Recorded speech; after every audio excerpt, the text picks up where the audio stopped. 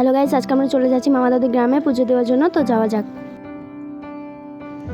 তো আমরা চলে এসেছি সবাই মিলে মামা দাদুর বাড়িতে। যেহেতু বাড়িটা গ্রামে, তাই এরিয়াটা অনেক বড়। গ্রামে যেটা সবচেয়ে বেশি আমাদের চোখে পড়ে সেটা হলো প্রকৃতির অপার সৌন্দর্য, তার অঙ্গ হলো গাছ। মামা দাদুর বাড়িতে রয়েছে আম, শিউলি, কাঁঠাল গাছ ইত্যাদি। এখানে ফল রেডি করা হচ্ছে পুজোর। এবার আমরা গেলাম গ্রামেরই মহাদেব মন্দিরে, যার নাম জগেশ্বর মন্দির। মন্দিরটা অনেকটাই পুরনো একটা মন্দির, তাই ভগ্নপ্রায়।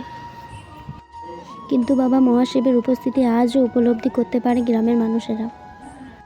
মহাদেব যেহেতু শান্তির প্রিয়, তাই জায়গাটা অনেকটা নিরিবিলি এবং সুন্দর, শান্ত।